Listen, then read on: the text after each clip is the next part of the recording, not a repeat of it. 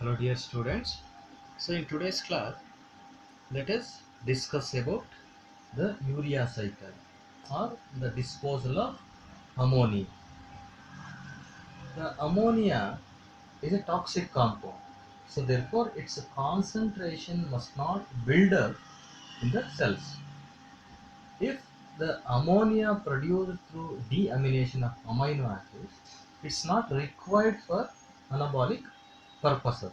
So it must be excreted. So the excretion of excess unused nitrogen produced by the degradation of amino acids is nothing but the urea. So the urea which is formed in the liver is transported into the kidneys, so where it is filtered and finally gets excreted as urea in urine. So the urea cycle is initiated by a compound called as the carbamyl phosphate.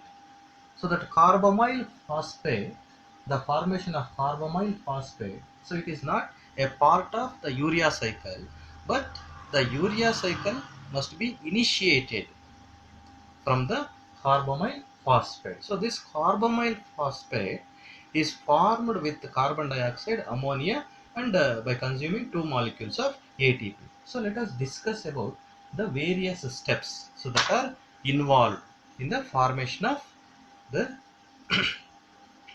urea. So in step 1, the carbamyl phosphate is formed with the carbon dioxide, ammonia, and by consuming two molecules of ATP. So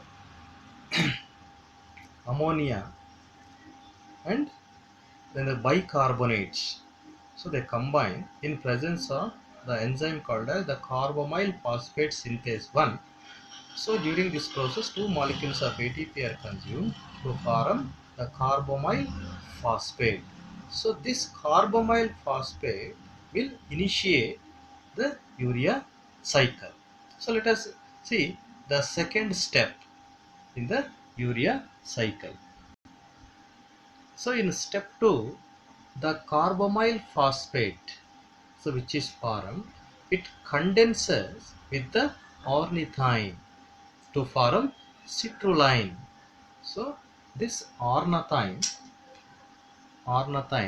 will going to condense with the carbamyl phosphate in presence of an enzyme called as the ornithine carbamyl phosphatase enzyme to form the citrulline.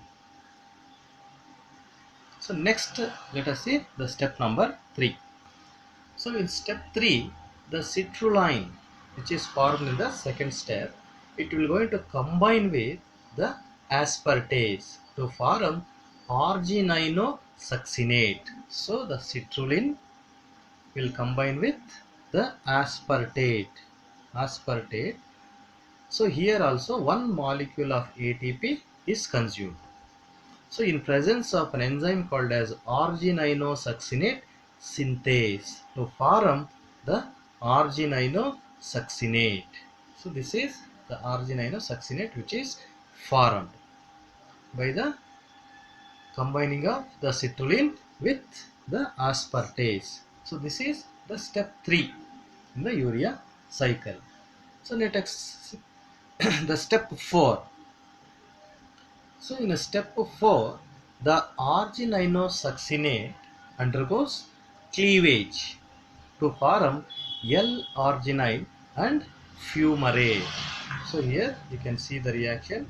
So the argininosuccinate which is formed in the previous step, that is step number 3, will undergo cleavage in presence of an enzyme called as the argininosuccinate lyase to form L-arginine and fumarate. So the cleavage of argininosuccinate into L-arginine and fumarate. So the finally in the last step of the urea cycle, so this L-arginine will again it will going to react, so that L-arginine will undergo cleavage. So let us see the final reaction of the urea cycle. So in step 5, so the L-arginine will undergo cleavage to form urea and ornithine. So here you can see, so the L-arginine in presence of an enzyme called as arginase undergoes cleavage to form urea and the ornithine. Ornithine is regenerated. So this ornithine again it will going to combine with the carbamyl phosphate. Carbamyl phosphate, okay, to form citrulline. So the urea cycle will going to continue. So the ornithine formed is again combined with the carbamyl phosphate and the urea cycle will going to continue. So here you can see the urea cycle. So the first step in the urea cycle is the formation of the carbamyl phosphate. So the carbamyl phosphate is formed from the carbon dioxide, ammonia by consuming two molecules of ATP. So this carbamyl phosphate in the second step what happens, it will combine with, it will undergo condensation with ornithine. So when carbamyl phosphate condenses with ornithine, it will form the citrulline. So that citrulline in the third step combines with the aspartate. So the citrulline combines with the aspartate. This is step number 3. So the citrulline by consuming one molecule of ATP, so it forms aspartate. Okay.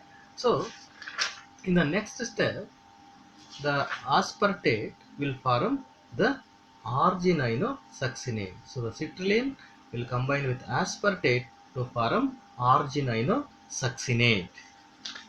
So that is step number 3. So in step number 4, the argininosuccinate undergo cleavage. So this argininosuccinate will undergo cleavage to form arginine and fumarate. So two compounds are formed. One is the fumarate and another one is the arginine. So the arginine which is formed by the cleavage of argininosuccinate. So further this arginine will undergo cleavage to form urea and the ornithine is again formed. So this ornithine which is formed, again it will going to condense with the carbamyl phosphate and the urea cycle will going to continue. Okay, so this is about the urea cycle.